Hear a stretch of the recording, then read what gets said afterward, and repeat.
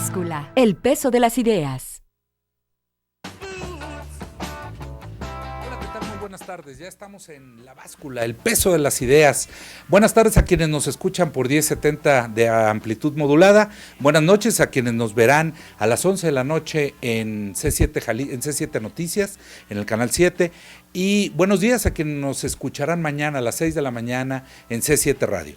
Estamos como todos los jueves con Pablo Arredondo, director del Instituto de Investigación en Innovación y Gobernanza de la Universidad de Guadalajara, con dos temas muy interesantes y que quisiéramos abordar a fondo. Uno es, Pablo nos hizo el favor de buscar y encontrar un informe de la OCDE que habla de la educación en México. Aquí hay toda una serie de caminos comunes y de mensajes de que hay que invertirle en la educación, que en la educación está el futuro de México, que hay que educar a los jóvenes. Bueno, vamos a ver cómo estamos en educación, vamos a ver si efectivamente ha funcionado lo que se ha hecho, vamos a ver los errores que hay, dónde se concentra, dónde están las ventajas y dónde están los errores y a lo mejor las áreas de oportunidad, como dicen para no decir los problemones que traemos, ¿no? Pero las áreas de oportunidad en las que podemos mejorar. Le dedicaremos 2 bloques a este informe muy interesante.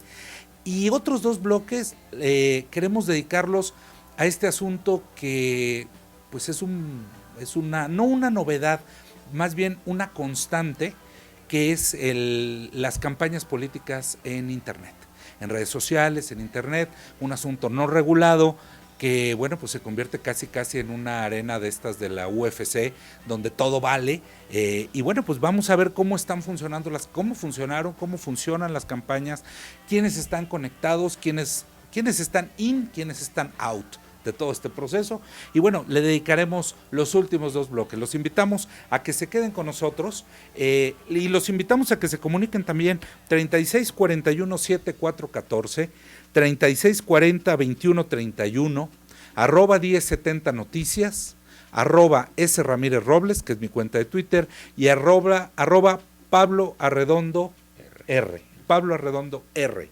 Son los mecanismos de contacto. Por favor, nos dará mucho gusto recibir sus llamadas. Pablo,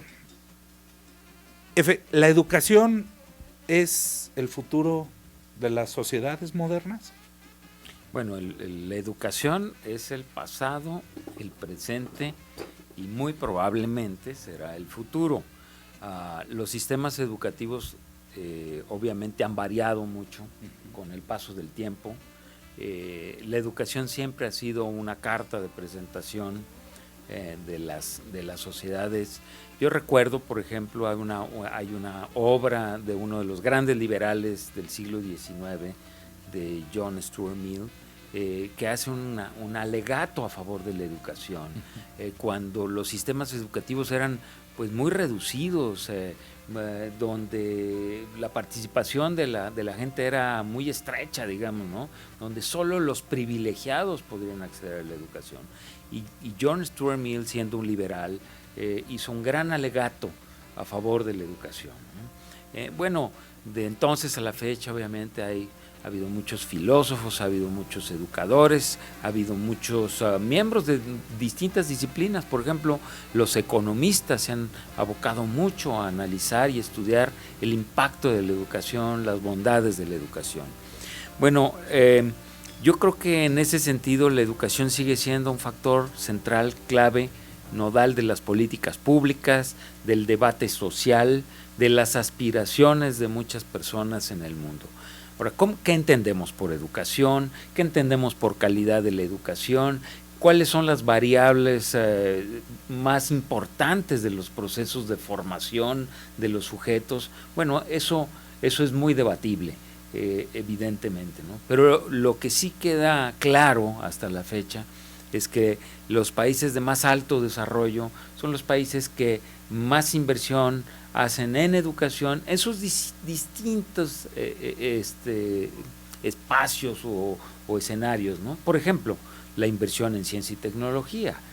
no es la misma que se hace necesariamente en la educación básica, o en logística, o en ¿no? logística, En infraestructura. o hay sociedades que ya resolvieron prácticamente el problema de la educación básica o la educación media o media superior. Para ellos no es mayor problema, pero hay sociedades que todavía están luchando por tener la cobertura universal a nivel, ¿no? O estamos luchando por tener la cobertura universal en ciertos niveles, por ejemplo en la educación media o media superior, ¿no?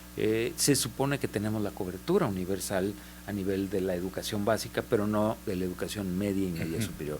Creo que en ese sentido, este informe apenas hace escasos 2 o 3 años se hizo obligatoria. La educación media superior no sí, lo era. No lo era. No lo era. Ahora, una cosa es hacerla obligatoria por ley, que qué bueno que se sancione legalmente, y otra cosa es que en la práctica se haga, se lleve a cabo, ¿no? El hecho era, se pone en la ley para poderle asignar presupuesto, para estar obligados sí, a asignarle presupuesto. Presupuesto, ¿no? Y a obligar a que la gente vaya, digamos, a las escuelas de alguna manera. Es una obligación y es un derecho. Entonces, el informe de la Organización para la Cooperación y el Desarrollo Económico, este club de 34 países, algunos de ellos muy ricos. Ricos y los invitados. Los ricos y los invitados como nosotros, los invitados de los ricos. Como Turquía o como otro tipo de países, nos debatimos siempre en los últimos lugares de los indicadores de esta gran organización. Y este informe nos ubica dentro de este espectro, dentro de cómo andamos en términos de niveles de educación, de desempeño y de calidad frente a los otros países. Claro, es un informe muy agregado, muy general, no entra en detalles muy particulares, pero creo que nos ilustra mucho de cómo andamos. Y yo diría, a reserva de que lo sigamos platicando, diría que hay buenas noticias y hay malas noticias con respecto a la educación en México. Las buenas son que en efecto se perciben algunos avances, pero las malas es que venimos todavía cargando con rezagos ancestrales, diría yo, en cuanto a la posibilidad de tener sistemas educativos de buen desempeño, sistemas educativos que compitan, que estén al nivel de los mejores países del mundo. Estamos todavía muy rezagados. Ok. Nos tenemos que ir a un corte para no cortar la idea. Vamos a quedarnos aquí y yo dejaría esta parte. Sistemas educativos que compitan o sistemas educativos útiles en el mercado competitivo, porque es ahí donde yo creo que siento que nos estamos quedando todavía más atrás. No solo es un asunto estadístico de un país contra otro, sino la educación que se brinda es útil para los chavos que no compiten con el de Jalostotitlán o el de San Pedro Garza García, sino compiten con el de China, con el de Estambul, ese es el espacio, ahí es el mundo donde está el Estado dándoles la educación que necesitamos. Creo que nos da datos muy interesantes. Claro. Regresamos en un minuto a La Báscula, el peso de las ideas. La mejor barra de opinión de Jalisco y posiblemente el país, sin lugar a dudas. Gracias.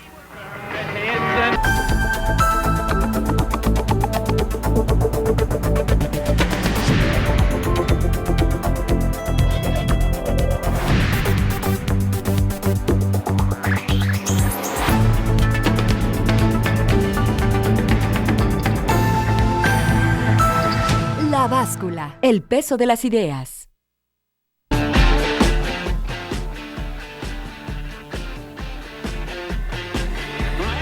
Regresamos a La Báscula, el peso de las ideas.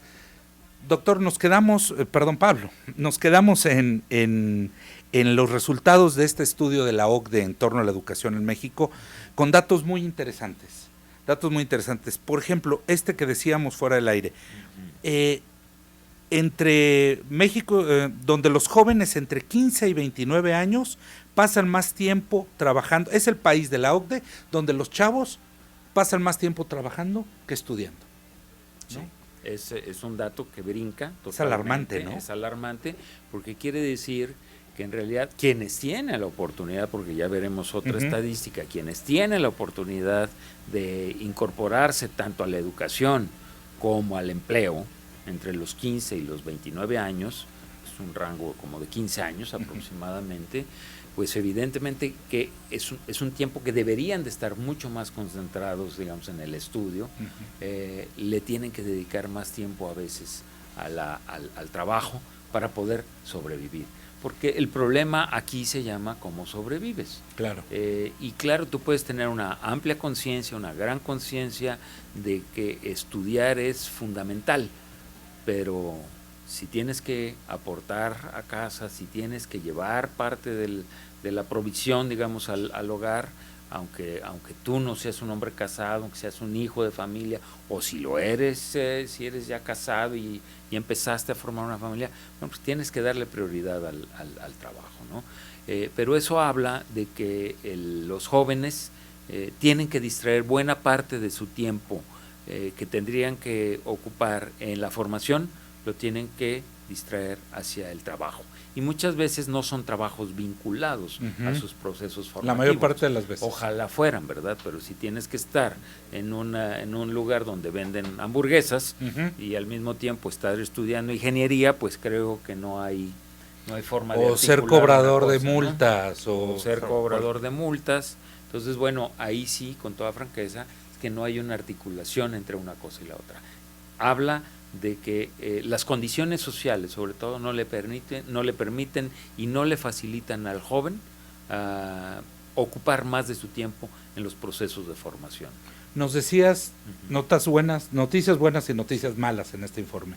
Una de las malas es que 20% de los entre 15 y 29 años son de estos llamados ninis, ni estudian ni trabajan. Es un número altísimo. Es muy alto. Es parte del desempleo. Digamos que es uno de cada cinco jóvenes de entre 15 y 29 años es nini. Y uno puede decir, bueno, pues nini, pues no, nini es un problema potencial. ¿Qué hace ese joven que está en esa edad tan importante en su vida y que no tiene la oportunidad ni de ir a las universidades o a las preparatorias, ni de estar incorporado a un trabajo? ¿Qué hace? ¿Cómo le va a afectar en la vida a él en lo individual y a la sociedad en su conjunto, ¿no?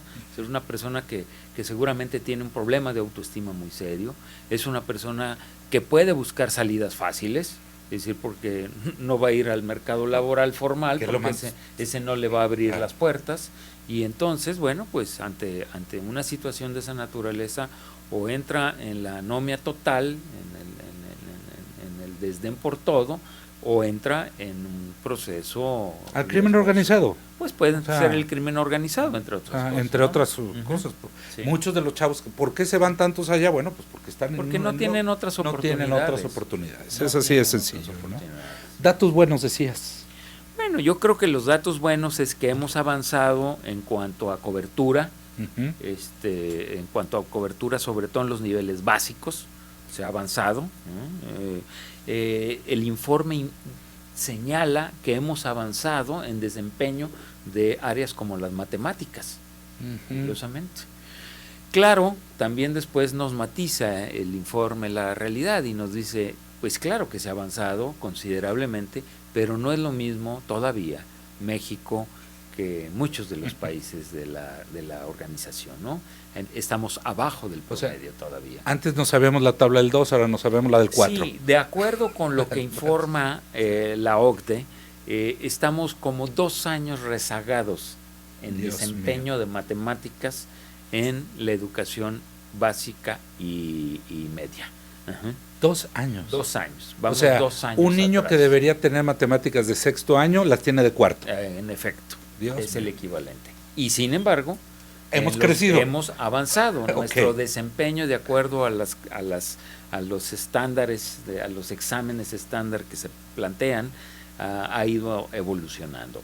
Bueno, por eso te digo las buenas y las no tan buenas, ¿no? Y las malas. ¿Alguna otra no tan buena? Bueno, mira, una no tan buena es que la mujer sigue estando más rezagada que el hombre en términos de oportunidades de educación, sobre todo en la medida en que avanzan los niveles de educación, la mujer sigue quedándose rezagada frente a los hombres. Eso es francamente mala, ¿eh? Es muy mala, muy mala, porque estamos hablando de que nuestra población se compone de 52% de mujeres y aún así son las mujeres quienes menos acceso tienen a los niveles más altos de educación y por lo tanto, tienen menos acceso a los mercados formales de trabajo también. Sí. Porque sí hay una vinculación de alguna manera, eso lo señala el informe, las personas con mayor nivel de educación tienen más posibilidades de ingresar al mercado laboral. Sí, las mujeres en México sufren de dos momentos en su vida de piso resbaloso, ¿no? Uno es el de la casa, el de la casa donde el papá, los hermanos no dicen ¿para qué estudias? Y un segundo es cuando quieren crecer y dicen o soy mamá o sigo trabajando, ¿no? Son dos momentos que las agarra y que tienen que, y el Estado no se hace cargo de eso, no les da las herramientas para decir, ahí está la guardería y el esposo te va a ayudar, o el papá, no hay beneficios para eso, ¿no? Entonces ahí lo deja claro. Sí, en efecto. Decíamos, en México mayores niveles educativos no se traduce en mejores resultados en el mercado laboral. No necesariamente, pero sí hay una probabilidad. Ahora, déjame comentarte, los mercados laborales pues son caprichosos, era lo que yo te comentaba antes. Los mercados, como todos los mercados, ¿no? Un día se pone de moda una cosa y otro día se pone de moda otra. Entonces, el mercado laboral pues es caprichoso también y no necesariamente demanda lo que las universidades, por ejemplo, están generando, produciendo, ¿no? Pero no hay que olvidar, porque muchas veces a las universidades en particular se les quiere asignar un papel que no tienen. Las universidades y todo el sistema educativo en su conjunto está ahí, en primer lugar, para formar sujetos, para formar buenos ciudadanos, para formar sujetos integrales, capaces de desempeñarse en sociedad, de desarrollar una serie de habilidades, etcétera. Definir qué está bien y qué está mal. En efecto. O sea, para principio uno y... Pero no son maquinitas de insumo para el aparato productivo, que es lo que se les ha querido asignar en muchas ocasiones. Claro que sobre todo las universidades y algunos espacios de educación media superior tienen que estar bien articulados o lo mejor articulados al aparato productivo, pero tendrían que estar articulados sobre la base de una política pública integral, que al parecer es la que nos falta en este país.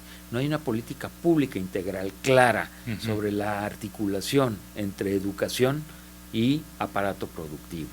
Y entonces, pues resulta muy sencillo culpar, digamos, responsabilizar a las universidades, ¿no?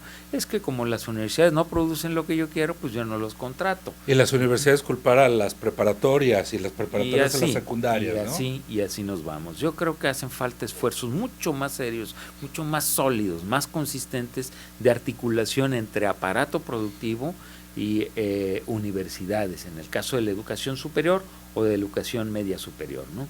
Y para eso hace falta más diálogo. Creo que los actores que operan en ambas áreas y esferas no han podido todavía sentarse a dialogar con la franqueza necesaria y debida para eso.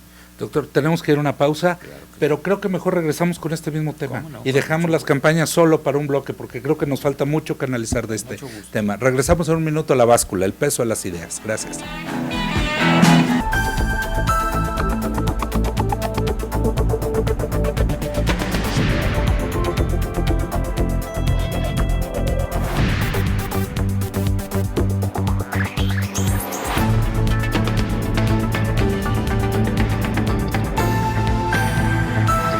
La Báscula, el peso de las ideas.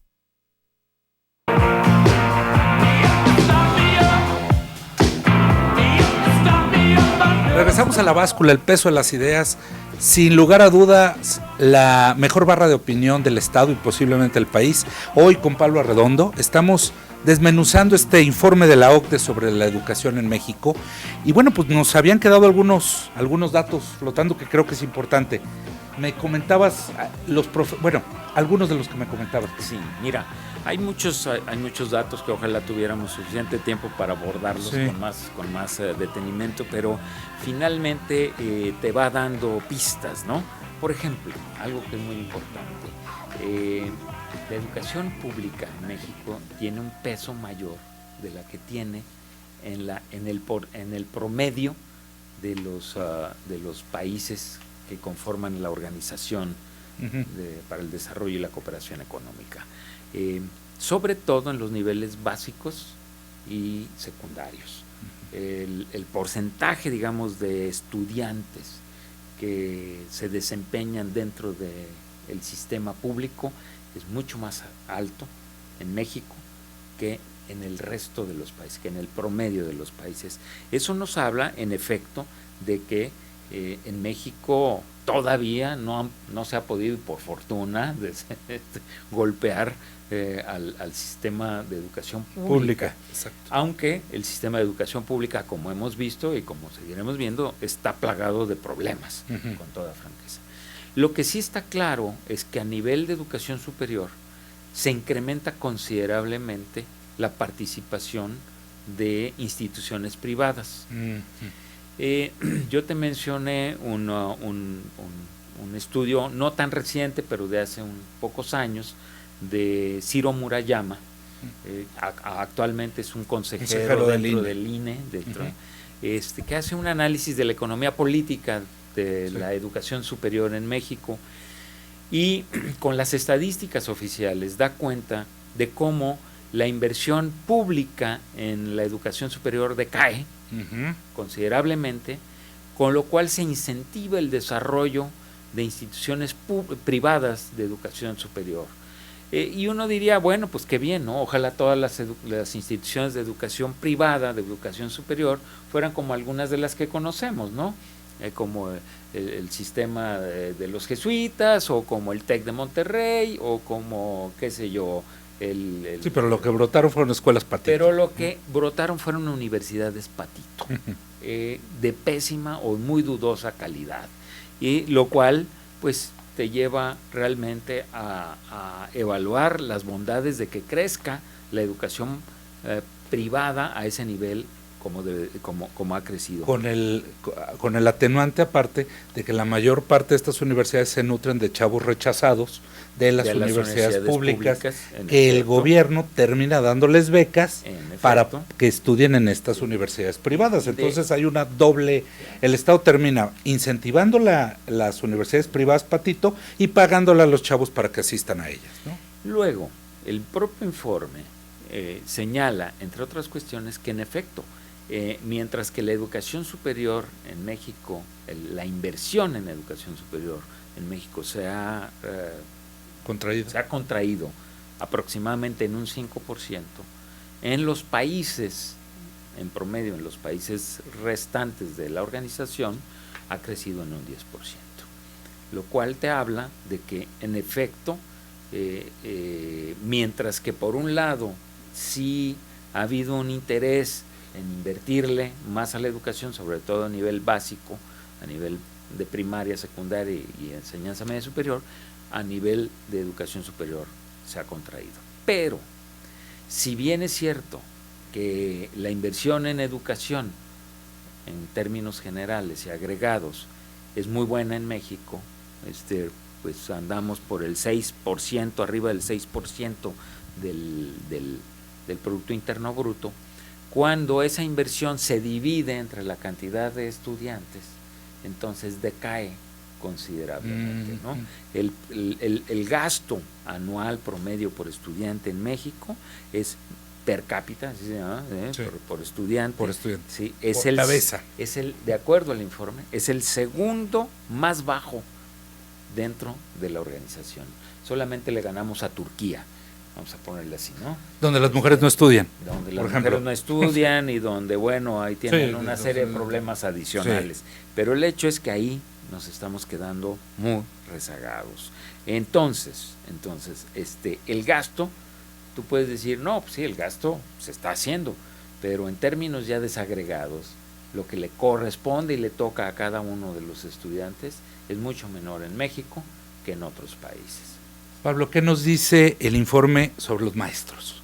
Mira, de los maestros, ¿qué nos dicen? Primero, sobre sus condiciones de desempeño laboral, dicen, bueno, los maestros ganan muy poco cuando inician sus carreras de docentes, pero en efecto incrementan considerablemente con el tiempo sus ingresos. Y eso que no hablan de que tuvieron que comprar la plaza. Pues no, ya no, ya se bueno, concursa. Aquí no lo hablan, Okay, aquí no lo sí. hablan, pero seguramente esos son los matices Sí, que habría que incorporar, al análisis, estudio. ¿no?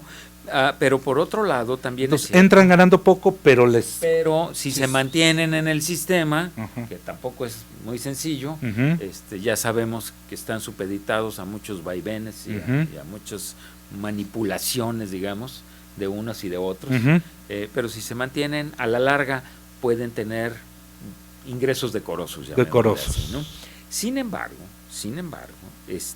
lo que es muy importante es que los maestros en nuestro país le dedican demasiado tiempo al aula y muy poco tiempo a otras actividades Ajá. que son parte de su trabajo. De Investigación, formación. de investigación, de tutoría a los estudiantes, claro. ¿sí? Fíjate. O sea, el maestro termina su labor paz, y le dedica demasiadas horas. Aquí hay unas estadísticas muy interesantes, fíjate. Actividades de enseñanza, el tiempo de enseñanza por horas, mientras que en la primaria en México un profesor le dedica 800 horas, en el promedio de la OCDE le dedican 782. En la secundaria, mientras en México se le dedican 1047 horas, en el promedio de los países de la OCDE le dedican 694. Y a nivel media superior, mientras en México se le dedica, el profesor tiene que dedicar 838 horas de enseñanza, en los otros países de la OCDE en promedio 655 horas. Es decir, el maestro aquí está como diseñado para estar en el aula y no para hacer y para hablar, no para este asunto. Desgraciadamente se nos está terminando el tiempo, pero uno de los verdaderos problemas es que los alumnos no están acostumbrados a leer en su casa y regresar con la lectura. Están acostumbrados a que el maestro les hable y les digiera las cosas, ¿no? Hasta la propia universidad. No hay maestros que digan, a ver, para empezar a platicar, léanse estos 25 libros, porque los chavos se infartan. No, imposible. Ni en la maestría, ¿no? Para empezar que los consigan los que libros.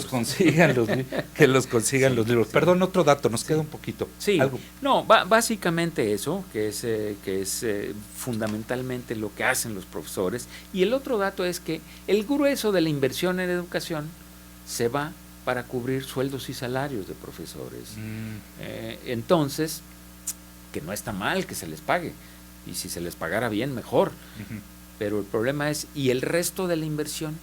El resto del recurso que se necesita para las infraestructuras adecuadas, para otro tipo de investigación y desarrollo, innovación. Innovación, vinculación, Claro. de movilidad estudiantil. ¿Qué porcentajes para sueldos y salarios? Estamos hablando de que en general el 92% del presupuesto en educación primaria, secundaria y media superior, ¿Sueldos? el 92% se va a remuneraciones del personal. Ojo, del cual el 83% es exclusivamente para salarios de maestros, porque no todos los que están en el sistema de educación Exacto. son maestros. Hay administrativos. Entonces, y demás, ¿no? El 92% es queda el 8% para el resto. para todo lo demás. No, lo pues, que se te ocurre. Entonces, bueno, estamos hablando de un sistema que está poniendo el énfasis en ciertas cosas y está ignorando otras que habría que considerar, ¿no? 83. Vamos a suponer que los administrativos los sacamos. No hay forma de sacarlos. 8%. No, 8%. 80 centavos de cada peso se van a pagar sueldos y salarios de profesores. 92 centavos de cada peso. Sí, imaginémonos en una casa, ¿no? Si en una casa de cada 100 pesos, 92 fueran para repartirlos para que gastaran y 8 fueran para la renta, no, pues no daría. Te pongo la comparación. En los países miembros de la OCDE, la diferencia es que ellos gastan 63%, no 83%. Tenemos que irnos. Puntos porcentuales. Vamos a regresar con este asunto de las campañas en Internet. Regresamos en un minuto a La Báscula, el peso de las ideas. Gracias.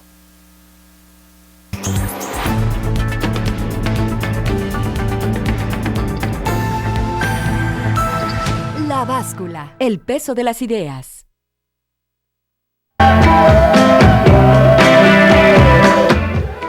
Regresamos a La Báscula, el peso de las ideas. Estamos con Pablo Arredondo, hablando, vamos a dedicar este último bloque a las campañas a través de Internet. Pablo Arredondo, director del Instituto de Investigaciones en Innovación y Gobernanza de la Universidad de Guadalajara, a cual agradecemos mucho que nos acompañe todos los jueves.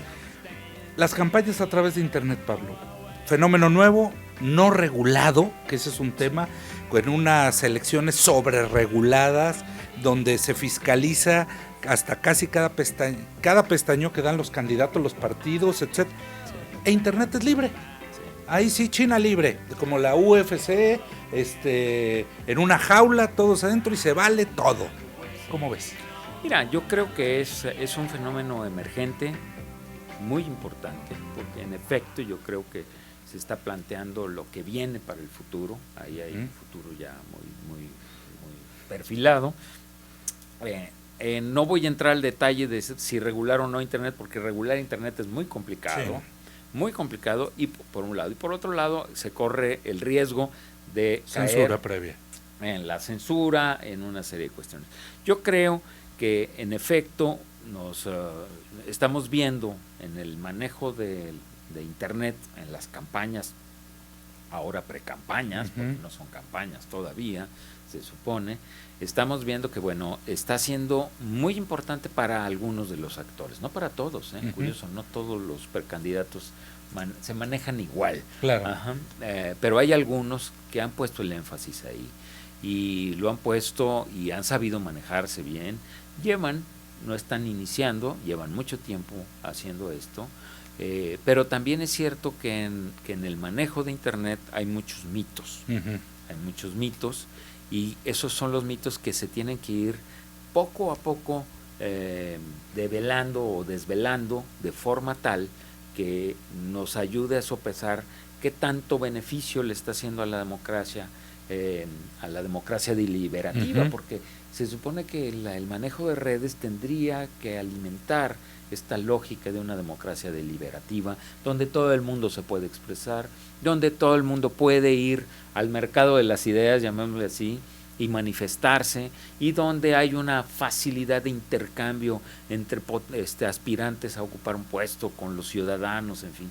Todo eso suena muy bien. Esta materialización del espacio público de Habermas, ¿no? Exactamente. El nuevo espacio público, más bien el regreso a aquel espacio público que Habermas en algún momento planteó en su estudio sobre la nueva esfera pública, ¿no? En este sentido, pues ese modelo en la práctica al parecer no está funcionando como tal. Hay muchos juegos hay extraños, hay muchos juegos cuestionables. Por ejemplo, buena parte de la dinámica de las guerras sucias, de las campañas negras y de las campañas sucias que por desgracia en México ya practicamos en algún momento dado en la televisión y en la radio, y que por eso se reguló, para evitar eso. Ahora lo estamos viendo en Internet.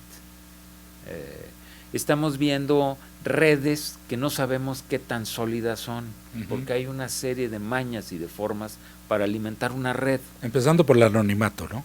Empezando por el anonimato, empezando porque puedes pagarle a muchas personas para fingir que generen. Y comprar sistemas de cómputo que produzcan falsas personas. Absolutamente. Que estén generando los mensajes, esto, ¿no? Es decir, y eso está preocupando, debería preocuparle a los políticos, les está preocupando, por cierto, a las empresas, porque las empresas están invirtiendo también en redes con la idea de que van a ampliar su mercado, de que van a llegarle a mucha más gente, pero cuando te están vendiendo un mercado que nada tiene que ver con lo tuyo, o es solamente una fantasía colgada en el aire, bueno, entonces debería de preocuparte. Y yo creo que lo que estamos viendo es algo que no va a parar.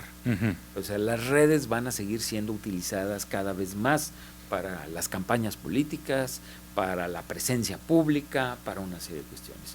Tú mismo lo has dicho, tú tienes tu red, tú tienes tus cuentas.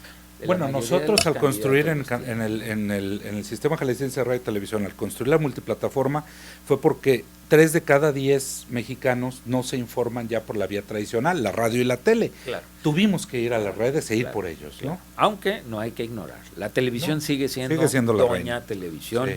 nos guste o no, y va a seguir siendo la reina por un buen rato. Pero lo que sí es cierto es que las redes, sobre todo, y eso sí lo dicen las estadísticas con mucha claridad, sobre todo son un fenómeno juvenil. Sí. Son un fenómeno juvenil. El grueso de quienes están participando en redes sociales en México son chavos. Chavos que, bueno, los puedes segmentar como gustes. Chavos y que tienen un teléfono inteligente. Mira, son como las dos constantes, entre ¿no? los 12 y los 17 años, más o menos el 23% de los internautas, ¿no? Ajá. Entre los 18 y los 34 años tienes a un 40%, 38% de internautas. Claro. Entonces, cuando ya te vas con los personajes de más de 55 años o más, pues estás hablando del 4.3% de esa población que es internauta. A ver, en mi decil sobre los 44 años. Entre los 35 y 44, el 25%. Bueno, pensé ya. que éramos menos. No, ahí van. Con acceso a computadora, como internauta, 13%. Eso sí. 13%, sí. de 35 a 44. En fin, este es un fenómeno o sea juvenil. que me mantienen joven las redes. Más te vale. Este es un fenómeno juvenil que todavía tiene que explorarse con mucho detalle. Hay mucha mitología alrededor de él y es muy fácil caer pues en la trampa, ¿no? De alguien que llega y te dice, no te preocupes, yo te voy a manejar tu red y no tienes ni idea de todo lo que vas a ganar, ¿no? Y tantos impactos. Y tantos impactos. Y esto te va a llevar tantos seguidores, votos y te va a llevar... Claro. O sea, hay que... Y si los políticos no son conscientes de que en efecto tienen que estar ahí, pero todavía no saben para qué, exactamente para qué, pueden caer en el autoengaño. Claro. En el propio autoengaño, ¿no? Creo que las redes sociales a otro nivel siguen siendo fundamentales, más que las virtuales, todavía. Porque a pesar de que Internet ha crecido tremendamente y está creciendo, todavía estamos hablando de un 50% de la población o menos que tiene acceso a la red. Sí, el tema es los que están conectados y las redes que están con los que están conectados, ¿no? Entonces es un chavo que tiene acceso a su red social, pero una vez que descarga un video o algo que se viraliza, se lo comenta a su papá, su mamá, su abuelo y sus tíos que no están conectados. Claro. Esa otra red es la que hace grande lo que la red inicial funcionó, ¿no? Esos son los elementos que tendremos que estudiar, a quienes nos interesa mucho el tema de la comunicación y de las redes, entre otros temas. Esos son los temas que tendremos que estudiar con más detenimiento, con más detalle. Ha habido fenómenos muy llamativos, muy explosivos. Mira, el Yo Soy 132, bueno, pues generó todo un nuevo entorno en México sobre la participación juvenil digital en el país. Pero eso pasó ya. Se apagó de momento. No sabemos a ciencia cierta cuáles fueron todos sus impactos. Bueno, yo te voy a contar una anécdota buenísima. El día que tomaron un grupo de jóvenes Palacio Legislativo, estaba 35, 40 personas afuera y uno de los chavos decía, arengaba y decía, invito a todos los que nos siguen en Facebook a que dejen su casa y nos acompañen, porque en Facebook y en las redes había decenas de miles apoyándolos, pero allá afuera del Congreso había 40. En la calle no. Sí, bueno, entonces el verdadero impacto es como cuando la televisión empezó a hacer sus impactos, pues hubo muchos mitos en torno a la televisión, ¿no? Evidentemente hay cosas que no están resueltas, por ejemplo, qué tanto se vuelve determinante o no el papel de un medio de comunicación para el resultado de una elección. Lo que sí es cierto es que ningún político que se precie de serlo o de aspirar a estar en el poder puede prescindir de esto. Claro. Como no puede prescindir de estar en la televisión, no puede prescindir de estar en la radio, y de hoy en adelante no podrá prescindir de estar en las redes. Ujú.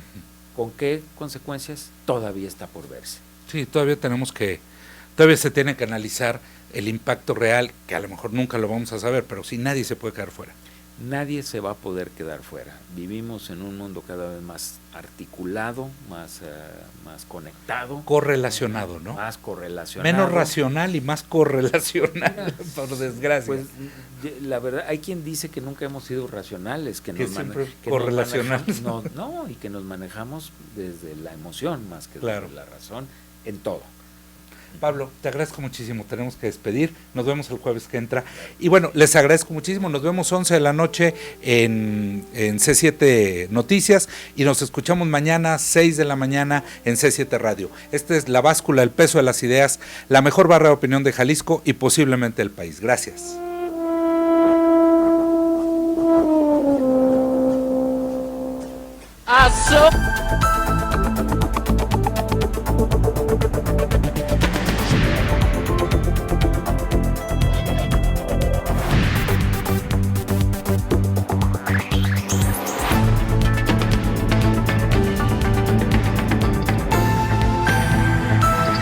La Báscula, el peso de las ideas.